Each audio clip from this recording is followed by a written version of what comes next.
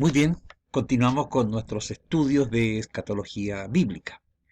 Explicamos el estudio anterior, que la palabra escatología es una palabra del griego que quiere decir el estudio acerca de las últimas cosas, esto es, en el gran plan redentor y salvador de nuestro Dios.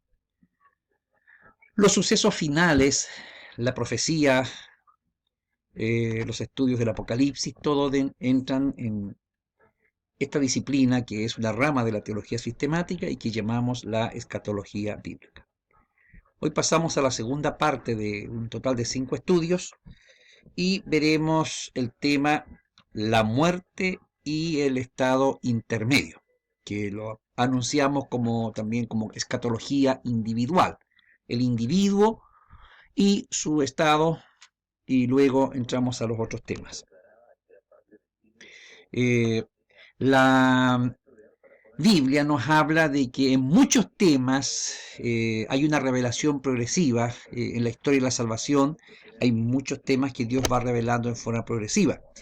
El doctor Herbert Lockyer, en su obra Enciclopedia de Doctrinas Bíblicas, él dice, comillas, más que cualquier otra esfera, tenemos el testimonio de una revelación progresiva en la escatología. Los santos del Antiguo Testamento no estuvieron sin esperanza de bienaventuranza futura. Buscaban una ciudad cuyo arquitecto y constructor es Dios.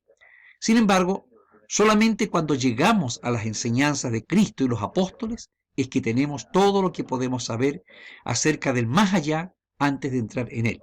El Evangelio de Cristo sacó a luz la vida y la inmortalidad. Es decir, ya el tema escatológico, si bien no era una enseñanza clara en el Antiguo Testamento, como lo es para nosotros ahora en el Nuevo, sin embargo, había una esperanza de que ellos no terminarían su existencia en la sepultura, sino que había una esperanza de estar con Dios, y aunque no entendían quizás el concepto de la resurrección, sabían que la vida continuaba más allá de la muerte. Bueno, decíamos nosotros que nos enfocaríamos en la muerte y el estado intermedio, pensando en la persona humana. La primera pregunta, ¿qué es la muerte? Y en forma muy sencilla, del punto de vista bíblico, para no olvidarlo, diríamos que es la separación del alma del cuerpo. Es decir, el alma deja el cuerpo y el cuerpo cesa en todas sus funciones vitales y ya no es más. Ahora quiero aclarar que cuando hablo de alma, también lo utilizo en un sentido intercambiable con espíritu. Es verdad que hay dos posturas en el mundo evangélico referente a este tema. Algunos creen que alma y espíritu son como dos partes separadas y que el hombre es un ser tripartito, cuerpo, alma y espíritu.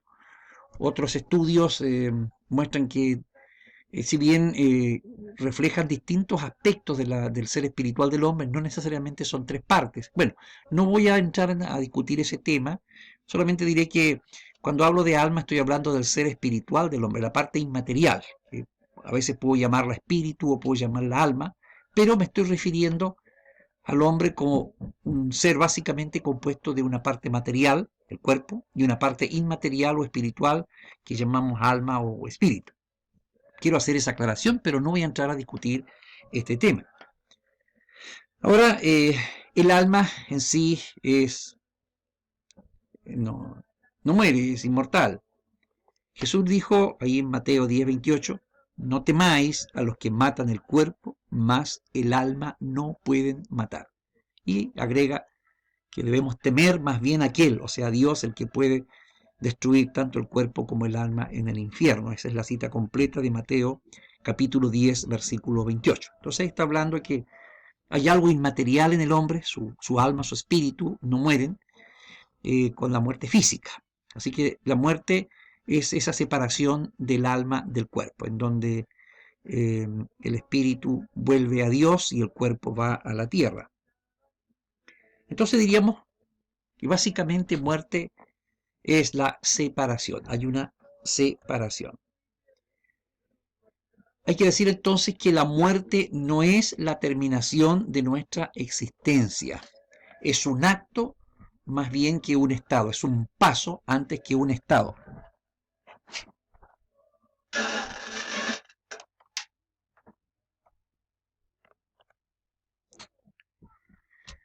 ¿Por qué decimos esto? Porque, como decíamos hace un rato, el cuerpo es lo único que se va a la tierra.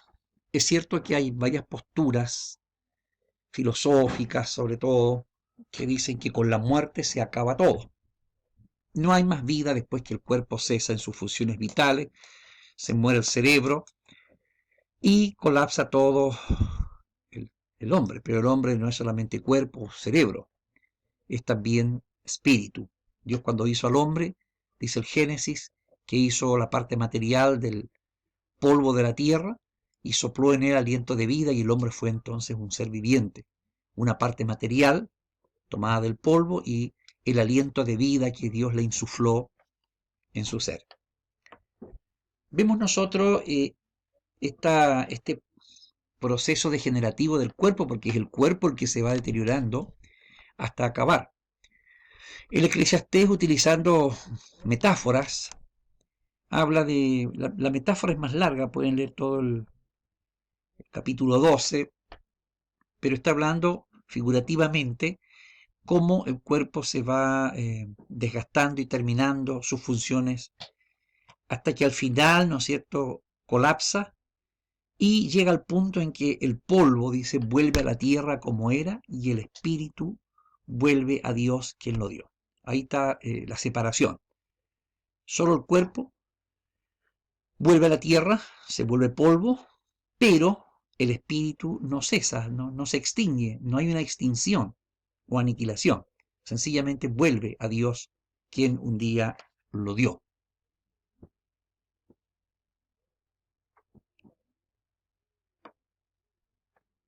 Este es el fundamento de la esperanza cristiana.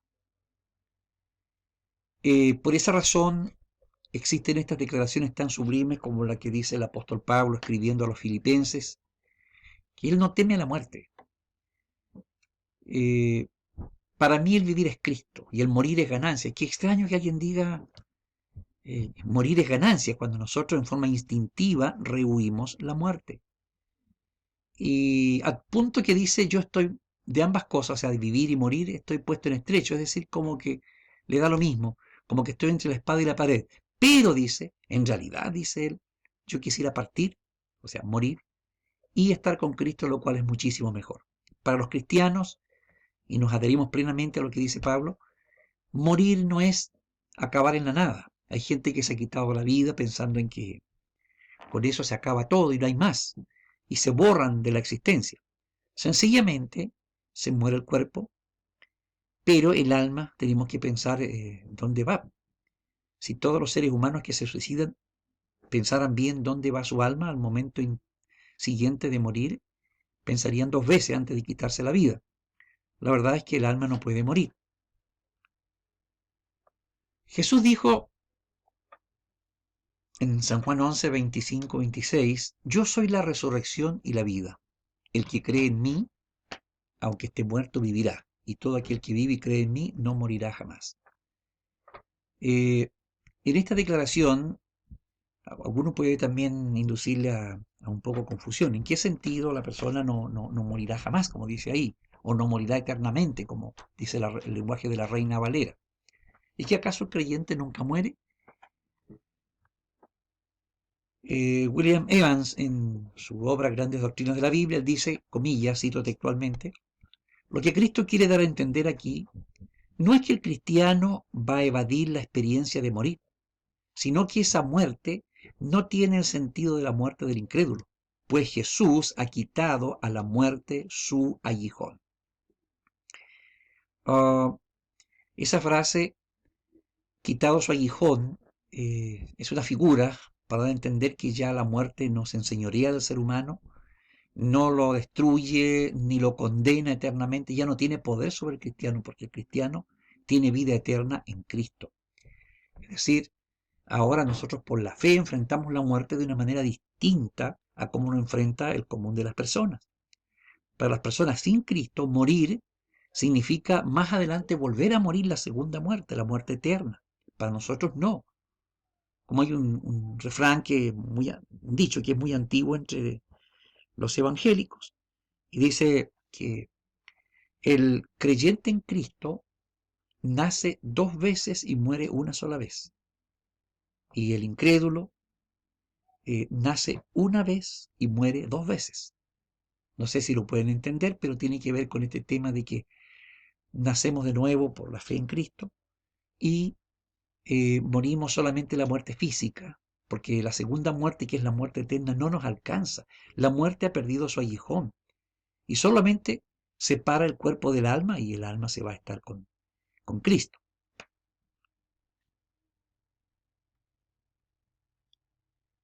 ¿Por qué se habla de estado intermedio? Decíamos que nuestro tema se titula estado intermedio, porque es el estado en donde queda el alma después de morir y antes de su resurrección, esperando el día de la resurrección. Como no es su estado definitivo, le llamamos estado intermedio. El estado definitivo de las personas va a venir después de la resurrección y el juicio, vendrá su estado definitivo. En San Lucas 16, 19 al 31 está el relato que Jesús hace acerca del rico y Lázaro. Y ahí recordemos que la historia, no sé si se recuerdan de la historia, pero en esa historia había 2 personajes. Un hombre muy pobre, un mendigo, que vivía de la caridad de los demás, lleno de llagas, llamado Lázaro, pero era un creyente. Era un hombre piadoso, pero muy pobre. Y había un rico también que hacía grandes banquetes. Usted puede leer el relato completo ahí en Lucas 16. Historia corta, finalmente ambos mueren. Pero luego de la muerte despiertan en realidades muy, pero muy diferentes. Y esa es la cuestión que tenemos que nosotros centrarnos en cuando estudiamos esta parábola, esta enseñanza de Jesús. Recordemos que Lázaro, al despertar o al morir, dice que ángeles vinieron y lo trasladaron al seno de Abraham, o lo que también Jesús llama paraíso, que para los judíos se entendía perfectamente a qué se estaba refiriendo Jesús con ambas expresiones. Así que ellos como judíos llegaban al seno de Abraham, es una forma de decir que estaban con el padre de la religión judía, un lugar de descanso. Estar en el seno o en el regazo, como dice otras versiones de alguien, significa descanso, significa el lugar más ideal. ¿Qué mejor para un judío que estar con el padre Abraham, que estaba en la gloria, descansando? Luego, el rico también despierta después de morir. Ambos murieron porque la muerte, como dice alguien, es el gran nivelador. Y despertó en el Hades. Como veremos en la siguiente diapositiva, Hades y Seol son básicamente lo mismo, aunque en el tiempo de Jesús ya se había añadido una explicación para diferenciar un poco lo que era esto, porque no había mucha claridad entre los judíos acerca del Hades como la tenemos nosotros. Bueno, Hades es la palabra griega que traduce en el Nuevo Testamento a la palabra hebrea Seol. Ahora, en esta historia, ambos experimentan la muerte, pero la gran diferencia está en el momento siguiente de morir, de expirar. Quizás al morir habían diferencias. Obviamente el rico tuvo un funeral majestuoso porque era un hombre de dinero, mucha gente fue. Lázaro no, porque murió de manera... y en ese sentido entonces está la gran diferencia. Y lo que queremos destacar aquí entonces es lo que ocurre después de la muerte, porque si bien la muerte tiene un sentido igual para todas las personas, no es igual el instante siguiente donde van las personas. Y por esa razón, entonces que nosotros al tomar esta parábola y estudiarla, nos interesa el destino en que se encuentran ambas personas. Lázaro en el seno de Abraham, y eso lo vamos a estudiar en el video siguiente, y el rico en el Hades o en el Seol. Bueno, les animo entonces a continuar con este siguiente video donde vamos a aclarar un poco estos dos conceptos.